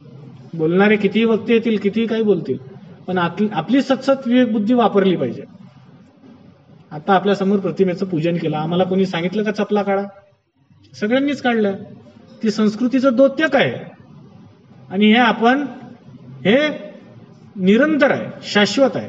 आणि याच्यातच आपली सृष्टी आहे. जर आम्ही सृष्टीचा जर अतोनात जर उपयोग घेतला आणि उपभोग जर घेतला तर ही सृष्टी आम्हाला संपवल्याशिवाय राहणार नाही. तर त्याच्यामुळे या सृष्टीचं देणं आहे. आणि परमेष्टे, मग आम्ही परमेश्वराला सर्वतोपरी मानतो. आता कधी कधी समजा एखाद्या वेळेस पायाला ठेस लागली तर आम्ही बापरे म्हणतो. एखादं जर संकट आलं, छोटंसं आलं, आई ग म्हणतो. साप दिसला तर बापरे म्हणतो, कारण की बाप मोठा असते पहाडासारखा, आई थोडीशी मऊ असते. कारण पूर्ण जर समजा रोजची शिदोरी आपली जेवणाची तयार कोण करते? कोण करते? आई. आणि आयुष्याची शिदोरी कोण बांधते? बाप. म्हणून छोटं संकट आलं तर आणि मोठं संकट आलं तर फरक घ्या लक्षात. जे लोक तुम्ही तुमच्यापैकी जर कोणी चुकी नाही आजपर्यंत आई वडिलांना टाकून बोलत असाल की तुनं तुझ्या आयुष्यात काय कमवलं, तुनं का केलं. बघा, माझी थोडीशी चांगली पण लँग्वेज आहे आणि थोडीशी अशी पण आहे. मी तिकडे गेलो तर तपलं मपलं उपलं तुपलं त्यांची भाषा बोलतो, औरंगाबादवाल्या संभाजीनगरवाल्यांची. इकडे आलो तर तुले मले बोलतो, आणि तिकडे गेल्यानंतर कोकणाकडे आवजी मावजी कावजी बोलतो. त्याच्यामुळे माझ्या भाषेवरही तुम्ही जाऊ नका. आपल्या आई वडिलांचा सन्मान करा, गुरूंचा सन्मान करा. ज्यांच्याकडून एक वाक्य पण शिकले ना ते तुमचे गुरु आहे, लक्षात घ्या. तो छोटासा मुलगा असेल तरी. अरे चुका माणसाच्या हातून होत असतात, पण टाकून बोलू नका. तुमच्या आई वडिलांना जन्म दिला म्हणून तुम्ही आहे, त्यांनी पैसे दिले म्हणून तुम्ही ITI मध्ये आहेत, नाहीतर तुम्ही नसतात. आणि तुमच्यामुळे तुमची येणारी पिढी आहे. जर तुम्ही आई वडिलांना म्हटलं तुम्ही आमच्यासाठी काय केला, तर लक्षात घ्या, 25 वर्षानंतर तुमचे मुलं बाळ तरी म्हणाल की तुमच्या वेळेस तर सुदृढ भारत होता, तुम्ही आमच्यासाठी काय केलं, तुम्ही काय उत्तर द्याल. तेव्हा तुम्हाला तुमच्या आईवडिलांची आठवण येईल, पण त्यावेळेस तुमचे आईवडील नसतील, डोळ्यात पाणी येईल. मग ते संस्काराचे मोती असतात, ते त्यावेळेस झळकतात. तर हे संस्काराचे मोती कसे असायला पाहिजे, तर ह्या परमेष्टीमध्ये येतात. परमेष्टी म्हणजे काय, सर्वोच्च स्वरूप ईश्वराला पाहायचं असेल तर शिक्षकाच्या रूपात पाहू शकता, जे आम्हाला 2 वर्षामध्ये आमची ज्ञान साधना पूर्ण करून आम्हाला एक उत्तम मार्ग दाखवतो. गुरुच्या स्वरूपात पाहू शकता, आईच्या स्वरूपात पाहू शकता, वडिलाच्या स्वरूपात पाहू शकता, या निसर्गाच्या स्वरूपात पाहू शकता. या निसर्गाने पाऊस पाडला म्हणून शेती पिकली, पाऊस जर पाडलाच नाही तर शेती पिकणार नाही. ईश्वर कोपला म्हणतो की नाही आपण, ईश्वर कोपला म्हणजे ईश्वर कोण आहे, पाऊस झाला त्यावेळेस. मग ईश्वराची प्रतिमा एकाच्या याच्यात नाही मानू शकत आपण. ईश्वर हा अगाध आहे, सर्वव्यापी आहे. आता तो मानणं संकल्पना ही आपली वेगवेगळी आहे. आणि त्याच्यातला चौथा जो पॉइंट आहे शेवटचा, तो शेवटचा पॉइंट मी तुमच्या समोर मांडतो आणि थांबतो. अंत्योदय. अंत्योदयाची संकल्पना पंडित दीनदयाल उपाध्यायांनी 4थ्या दिवशीच्या व्याख्यानामध्ये मांडली. अंत्योदय म्हणजे काय, तुम्हाला राशन कार्ड माहिती आहे? किती लोकांना राशन कार्ड माहिती, हातवर करा. मला पावतो द्या किती लोकांना माहिती नाही, त्यांचा आकडा माझ्याकडे येऊन जाईल, मग मी सांगतो त्यांना राशन कार्ड. किती लोकांना राशन कार्ड माहिती आहे ते हातवर करा. आम्ही राशन कार्ड पाहिलेलं आहे. चला ठीक आहे, बाकी लोकांना माहिती नाही, त्यांना मी समजून सांगतो, किंवा त्यांचा हात दुखला असेल म्हणून त्यांनी वर नाही केला, 2 पैकी एकच पर्याय असू शकतात, किंवा ते बोर झाले असतील. अंत्योदय. अंत्योदयाची ही संकल्पना आहे की या देशातला जो पण पीडित, शोषित, वंचित शेवटचा घटक, ज्याचं नाव आधार कार्ड मध्ये असो की नसो, ज्याच्याकडे पासबुक असो की नसो, त्या व्यक्तीला अन्न मिळालं पाहिजे. ज्याच्याकडे निवारा नसेल त्या व्यक्तीला निवारा मिळाला पाहिजे. ज्या व्यक्तीकडे शिक्षण नसेल त्याला शिक्षण मिळालं पाहिजे. ज्या व्यक्तीला समाज आपलंच म्हणत नसेल त्याला समाजामध्ये सामील करून घेता आलं पाहिजे.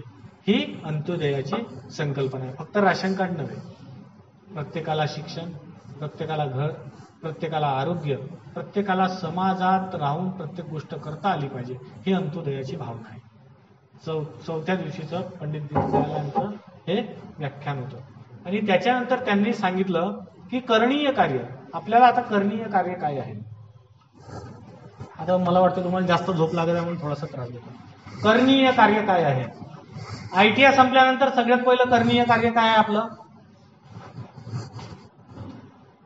अरे आता बोलत होते तिकडे मागे, तरी मी भाषण देत होतो, आता तर बोला. ITI संपल्यानंतर करणीय कार्य कोणतं आहे आपलं. काय करणार आहोत इथून गेल्यानंतर. जॉब. अजून अप्रेंटिसशिप वगैरे असते का काही. मी तर विसरलोच होतो कारण मी ITI केलेलं नाही.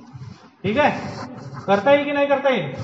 मग करणीय कार्य काय आहे. करणीय कार्य आहे सगळ्यात अगोदर आम्हाला जे संविधानानं हक्क दिलेले आहे, संविधानाने जे आम्हाला अधिकार दिलेले आहे, संविधानानं जे आम्हाला कर्तव्य दिलेलं आहे, आम्ही हक्क मानतो. सर आम्ही ITIचे स्टुडंट आहोत बरं. कधी कधी आता अनेक ठिकाणी विद्यार्थी संघटना मी पाहिलं आहे, बऱ्याच ठिकाणी जातो आपण, त्यांना त्यांच्या गोष्टी सांगतो पण स्वतःच्या गोष्टी करत नाही. स्वतःच्या गोष्टी करता आल्या पाहिजे. कशा करता आल्या पाहिजे. जर समजा 11ला ITI होत आहे, भरताय, तर आम्ही 12ला आलं पाहिजे. बरोबर आहे की नाही. बरोबर आहे ना. होय म्हणतात. म्हणजे मी बोलतोय आता तुमची मन कुठं आहे मला प्रश्न पडला. चला, गमतीचा भाग होता. तर आम्हाला आमचे हक्क, अधिकार, कर्तव्य या सगळ्या गोष्टी आम्हाला सायमल्टेनियसली करता आल्या पाहिजे. आम्ही हक्कासाठी नेहमी बोंबलतो, पण आम्ही रॉंग साईडनं गाडी टाकली, ऍक्सिडेंट झाला, दोघातच भांडण. मी येत होतो, मी एकटाच होतो, तुला दिसलं नाही का, तू आंधळा होता का, झालं चालू अबे तुबे मै. मग ह्या आमच्या इथे कर्तव्य. मग त्यानंतर अजून ज्या करणीय गोष्टी आहे समाजामध्ये, अशा बऱ्याच गोष्टी आहे की ज्या करणीय आहे पण आपण करत नाही, किंवा चुकतो किंवा सुटतो. मोबाईलमध्ये आपल्या खूप चांगलं साधन आहे, त्याला म्हणतात इंटरनेट. त्याचा वापर किती करावा हे आपण ठरवावं. कशासाठी करावा हे आपण ठरवावं. कौशल्य विकासाच्या किती योजना आहेत. लोन मिळते का, सबसिडीवर आहेत का, फ्री आहेत का, मला मिळाल्यानंतर मित्राला देऊ शकतो का, मैत्रिणीला सांगू शकतो का, गावात कोणाला माहिती देऊ शकतो का. या झाल्या सगळ्या करणीय गोष्टी. करणीय म्हणजे काय, आपण काय काय करू शकतो या सगळ्या गोष्टी आहेत. आपण भरपूर काही करू शकतो. आणि जर विचार जर केला ना तर काहीच करू शकत नाही. करायचं असलं मनात तर खूप काही, भर पावसात गाडी चालते मग आपली. आणि जर म्हटलं की या सरांचा क्लास बुडवायचा आहे आता, सर काय सांगू तुम्हाला, असा धोधो पाऊस येत होता ना सर, मी येऊच शकलो नाही. म्हणजे शेवटी आपल्यावर डिपेंड करते का करणीय गोष्टी काय. बरं मला सांगा, सीमेवर जर समजा भारत पाकिस्तानवाले जर समजा जवळ आले, युद्धाची परिस्थिती झाली, तर ते सीमेवरील आपल्या भारताचे सैनिक म्हणतील का, त्यांचे जे जनरल असतील, कमांडर असतील किंवा कॅप्टन असतील, सर खूप पाऊस पडत होता म्हणून मी बंदूक घेऊन लपलो? कारण देऊ शकतात का? कारण देऊ शकत नाही. कारण ज्या गोष्टीला कारण द्यायचं असते त्याच गोष्टीला कारण देता येते, ज्या गोष्टीला कारण द्यायचं असेल त्याच गोष्टीला कारण देता येते ना, ज्या गोष्टीला कारण देता येत नाही त्या गोष्टीला आपण उदाहरणं देतो आणि फेक उदाहरणं देतो. सर गाडी पंक्चर झाली होती, पाऊस आला होता, त्या मित्राची वाट पाहत होतो, बस आली नाही. आता मग ते आपलं नियोजन पाहिजे, आपण घरून किती वाजता निघालो पाहिजे, काय निघालो पाहिजे. बघा, मी इथं फक्त पंडित दीनदयाल उपाध्याय हाच विषय नाही मांडला, तर या तुमच्या अभ्यासाची सुसूत्रता आपण यामध्ये मांडली. याच्यामध्ये परिवार संस्काराचे विषय नव्हते, ते सुद्धा याच्यामध्ये मांडले. आणि कारण मला बोलण्यासाठी फक्त एकच विषय होता म्हणून मी 3 विषय एकात घेऊन टाकले. तर असा सगळा विषय आज तुमच्या समोर मांडला. तुमच्याकडून मला अपेक्षा आहेत की तुम्ही येणाऱ्या काळात स्वतःचं नाव मोठं करा, त्याच्याबरोबर आईवडिलांचं नाव मोठं होईल, गावाचं नाव मोठं होईल, आणि इनडायरेक्टली ज्या क्षेत्रामध्ये असाल त्या क्षेत्रामध्ये आपल्या देशाचं नाव मोठं होईल. आणि जर समजा तुम्ही चांगलीच जर उच्चांक पातळी गाठली तर नक्की तुम्हाला म्हणतील की हा कोणत्या ITI मध्ये शिकला, पार्श्वनीच्या ITI मध्ये शिकला. मग त्याच्यानंतर दुसरा विषय समोर येते, कोणत्या वर्षीची बॅच होती, प्रिन्सिपल कोण होते. आता तुमच्याकडे क्लास टीचर राहते का, तुम्हाला माहिती नाही राहते का? अच्छा, मग ते कोण होते, मग त्यावेळेच्या मॅडम कोणकोणत्या होत्या, सर कोणकोणते होते, मग तुझे समवयस्क मित्र आता काय करत आहे, तू इथं आहे तर तुझे समवयस्क मित्र काय करत आहे, तर त्या यादीत कुठेतरी आपलं नाव असायला पाहिजे. असं तुम्हाला सांगतो, यावेळेस सरकारनं आपल्या आझादी का अमृत महोत्सव झाला, माहिती आहे ना तुम्हाला, 2 वर्षा पहिले.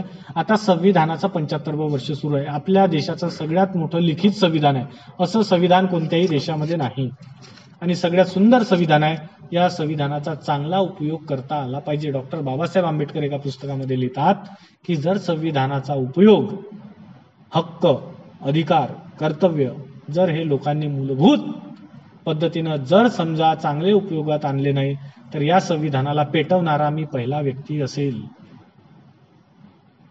आता ते बाबासाहेबांच्या मूर्तिमंत स्वरूपात शक्य नाही, पण जर या देशात अराजकता मांडली किंवा निर्माण झाली तर आपण त्या संविधानाचं ज्यांनी रचना केलेली आहे, ज्यांनी आपल्यासाठी रचना केलेली आहे, तर त्याचं कुठेतरी आपण देणं लागतो.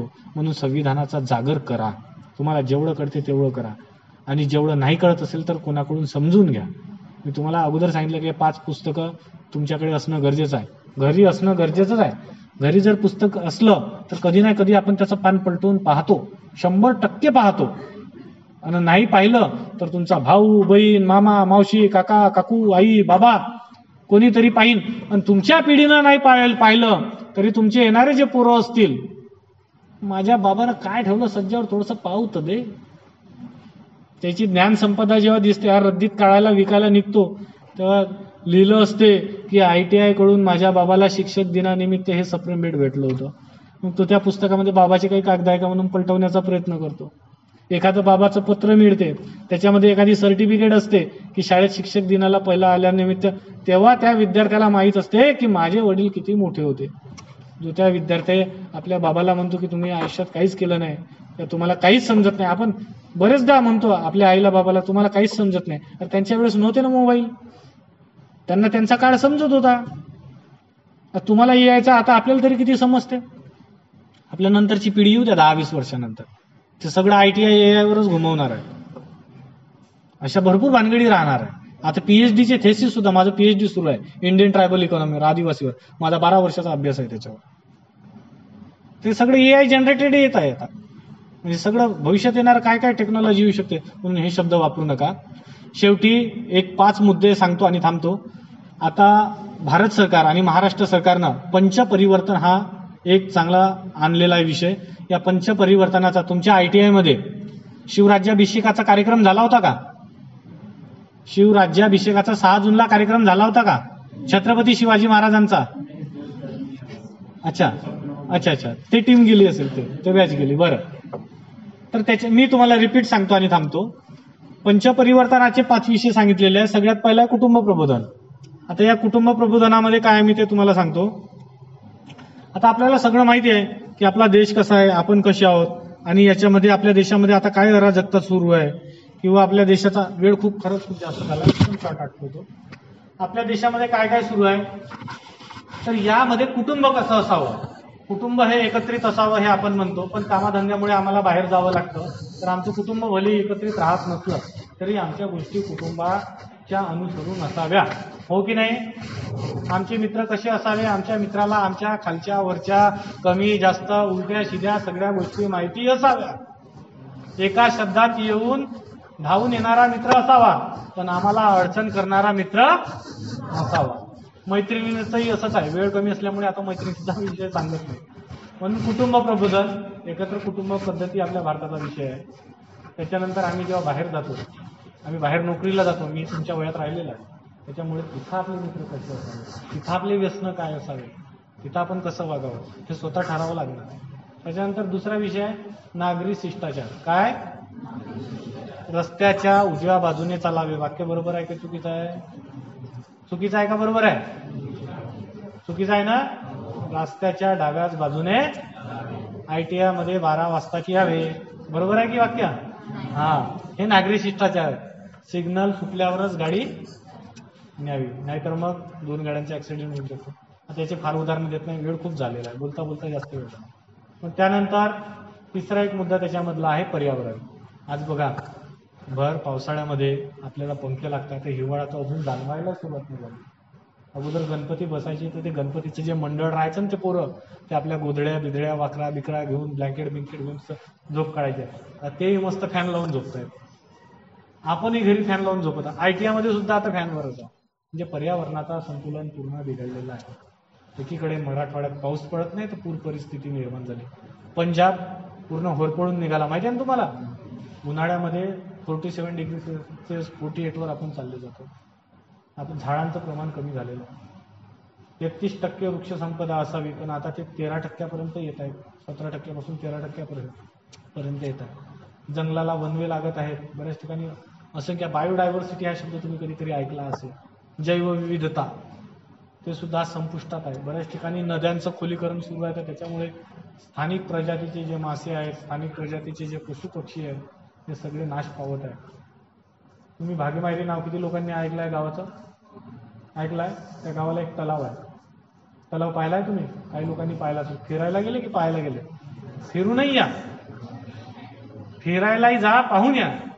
ते आपल्या महाराष्ट्रातलं दुसरं असं स्थळ आहे. पहिलं जायकवाडी धरण ऐकलाय का तुम्ही? जायकवाडी धरण हा पैठण जवळ आहे.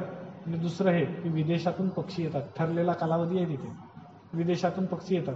तो बायोडायव्हर्सिटीचा एक भाग आहे, पर्यावरणाचा. त्यांना त्यावेळेस तिकडचं वातावरण सूट होत नाही विदेशात, म्हणून ते कुठे येतात? भारतात येतात. आणि भारतातही कुठे येतात? नागपूर जिल्ह्यात. नागपूर जिल्ह्यातही कुठे येतात? पारशिवनी तालुक्यात, आणि तेही एका गावात. म्हणजे किती मोठी गौरवाची गोष्ट आपल्यासाठी. त्याच्यानंतरचा पॉईंट आहे समरसता. आज आपल्या संविधानानं आपल्याला चांगलं ठेवलेलं आहे, पण कधीही मनामध्ये उच्च नीच हा तो हा असा तसा भाव कधी ठेवू नये. ईश्वरानं तयार केलेली सर्व लेकरे ही सारखीच आहेत की नाही आहे? कधी भाव कमी जास्त आपल्या मनामध्ये तो भेदभाव नसावा. थांबू की बोलू? थांबू की बोलू? हा, थांबायचं नाही. कसं आहे? ठरलेलं आहे. अगोदर फिल्म 3 तासाचं राहायचं, कीर्तन 2 तासाचं राहायचं, आणि व्याख्यान 1 तास संपला का? तर मला आपल्या ITIच्या माध्यमातून इथं संधी मिळाली, मला बोलावलं. माननीय माणेकर सर प्राचार्य, आपल्या महाविद्यालयाचे प्राचार्य, त्याच्यानंतर आमचे, आता 2 मिनिट ऐकून घ्या ना थोडंसं, आपले भाजन घाटे सर, शर्मा सर, ज्यांनी मला इन्व्हाइट केलं, वारंवार फॉलोअप घेतला, मला एवढी मोठी संधी दिली. अशा आमच्या नूतन मॅडम, सर्व इथं शिक्षकगण, मान्य मॅडम, सर्व शिक्षकेतर कर्मचारी, विद्यार्थी मित्रांनो, आपण सगळ्यांनी मला ऐकून घेतलं. मी सगळ्यात अगोदर तर या मंत्रालयाचे आभार मानतो की त्यांनी मला या कार्यक्रमाला इथं आमंत्रित केलं. माझे भाषणाचे 39 विषय किती, आणि 39 विषयावर मी वेगवेगळ्या पद्धतीनं बोलतो. भगवान बिरसा मुंडा, माझा यूट्यूब चॅनल आहे पवन बोंद्रे नावानं, भगवान बिरसा मुंडा 1 तासाचं व्याख्यान त्याच्यावर आहे. आपण 84 क्रांतिकारक आहे की ज्यांनी, थोडासा विषयाला 1 मिनिट जास्त घेतोय, 84 क्रांतिकारक आहे आदिवासी की ज्यांनी स्वातंत्र्यासाठी फाशी घेतली, लढा घेतला, बंदुकी झेलल्या. म्हणजे इतिहासाच्या पानात कुठेतरी गडप झाले होते. त्यांची 15 तारखेला मोठा भारतभर कार्यक्रम साजरा होणार आहे 15 नोव्हेंबरला. आणि हे सगळे आपले पूर्वज आहे, लक्षात घ्या. आणि आपण त्यांचे वारसदार, पंडित दीनदयाल उपाध्याय असतील, स्वामी विवेकानंद असतील, डॉक्टर बाबासाहेब आंबेडकर असतील. आता आपल्यासमोर जे चित्र लागलेलं आहे, काळियाजींचं चित्र आहे, राणी गायजींना कधी नाव ऐकलं नसेल, वीर बाबूराव शेळमाके आहे, त्याच्यानंतर श्यामादादा कोल्हाम आहे, तंट्या मामा भिल्ला आहे. असे अनेक महापुरुष आहे. या सगळ्यांना नमन करतो. तुम्ही मला ऐकलं. पंचपरिवर्तनाचे पुन्हा 5 बिंदू: कुटुंब प्रबोधन, सामाजिक समरसता, नागरी शिष्टाचार, पर्यावरण आणि स्वदेशी. आता मेक इन इंडियामध्ये आपण सगळ्यात समोर आहोत. आपण सगळ्या गोष्टी करतो मेक इन इंडियाच्या, सुरू आहे. तुम्हाला एक गोष्ट सांगतो आणि लगेचच थांबतो. आपला भारत देश जगातला असा एकमेव देश आहे की जिथं सगळ्यात जास्त पेट्रोल डिझेलची विक्री होते. त्याचबरोबर हाच एक असा देश आहे की इथं सगळ्यात जास्त जुगाडू टेक्निशियन आहे, जे तंत्रज्ञान विकसित करणारे आहे. त्याच्यानंतर हाच एक देश आहे की इथं सगळ्यात जास्त इलेक्ट्रॉनिक व्हेकल विकल्या जातात. आता शेवटचा मुद्दा जो न सांगायचा होता पण मला मोह आवरत नाही, तो सांगतो आणि थांबतो. अमेरिकेचं F-35 नावाचं विमान केरळच्या विमानतळावर उतरलं होतं. किती लोकांना माहिती आहे? कधी न्यूज ऐकली आहे का? ऐकली आहे का? सरां तुम्ही ऐकली असेल, कोणतरी वाचली असेल. म्हणजे मेक इन इंडिया काय मी तुम्हाला सांगतो. इस्रो नाव किती लोकांनी ऐकलेलं आहे? इस्रो हातवर करा ना, मला कळू तर द्या. काय इस्रो? पटकन सांगा, वेळ खूप झालेला आहे. काय आहे? मला फुल फॉर्म नको, एका शब्दात सांगितलं तरी चालेल. इस्रो काय? अरे एका शब्दात सांगा ना, काय आहे? बरोबर आहे. काय? स्पेस रिसर्च आपलं सेंटर आहे भारताचं, संशोधन. बघा, F-35 विमान, हा सिंदूर माझा विषय राहिलेला आहे पण फार वेळ झाल्यामुळे सांगत नाही. सिंदूर मध्ये आपण 1, 2, 3 नाही तर आपण असंख्य अटॅक केलेले, लक्षात घ्या. सिंदूरमुळे हा खूप महत्वाचा मुद्दा आहे, तुम्ही ऐका. आणि थांबतो, यानंतर लगेच थांबतो. सिंदूर हे फक्त जसं दिसते तसं दिसते तसं नाही. कारण सांगतो, पाकिस्तानाला तर ठोकलं. त्याच्यानंतर तिथल्या ज्या आर्मीचे जे वेगवेगळे तळ होते तेही ठोकले. त्याच्यानंतर जिथं आतंकवादी होते तेही ठोकले. त्याच्यानंतर पाकिस्तानकडे अणुबॉम्ब आहे, माहिती आहे तुम्हाला? तो अणुबॉम्ब कोणी दिलाय पाकिस्तानला? कोणी दिलाय? बरोबर आहे, कोणी दिलाय? अमेरिकेनं दिलेला आहे. तर त्यांचं जे स्थळ होतं ते सुद्धा भारतानं उडवलं. पेपरला नाही आलं, लक्षात घ्या. आणि तिथं अमेरिकेचे असंख्य सायंटिस्ट मारले गेलेले आहे, लक्षात घ्या. एका सिंदूरनं खूप सारे कमाल केले. आता बोलण्यात मर्यादा आहे म्हणून बोलत नाही मी, आणि तो विषय गुप्तचर विभागाचा बोलूही नाही. आणि त्यानंतर भारताच्या कक्षेमध्ये F-35 सगळ्यात तेज विमान अमेरिकेचं आलं. त्याला इंटरनल प्रोग्रॅमिंग करून, प्रोग्रॅमिंग माहिती आहे ना तुम्हाला, कम्प्युटर प्रोग्रॅमिंग वगैरे, C++, जावा वगैरे विषय येतात त्याच्यात. ते केरळला उतरायला भाग पाडलं, त्याचे पूर्ण प्रोग्रॅमिंग बंद केले. आपल्या बाजूला 2 फायटर जेट होते, त्याला उतरवलं आणि त्याला शेवटी डिसेंबल करून न्यायला लावलं. त्याचं विमान भंगाराशिवाय कोणत्याही कामात नाही आज. एवढी मेक इन इंडियाची आपल्याकडे टेक्नॉलॉजी अवेलेबल झाली. म्हणून सिंदूर हे कोणाच्या डोक्यात खुपलं? कोणाच्या? पाकिस्तानच्या नाही. म्हणून त्यांना टॅरिफ वाढवला, इंटरनॅशनल पॉलिसी. असे बरेच उदाहरण आहे. कधीतरी तुम्ही बोलवा, तुमच्यासोबत अनेक गप्पा मारू. भगवान बिरसा मुंडा पण माझा विषय आहे, छत्रपती शिवाजी महाराज सुद्धा माझा विषय आहे. महिलांचे पण बरेच विषय मी मांडतो, हळदी कुंकवापासून. आणि विद्यार्थ्यांसाठी एक माझा स्पेशल विषय आहे, छत्रपती शिवाजी महाराज द मॅनेजमेंट गुरु, अभ्यासाचं व्यवस्थापन आणि नोकरीचं व्यवसायाचं नियोजन. एवढं बोलतो. जय हिंद, जय भारत, वंदे मातरम, जय शिवराय, जय शिवराय.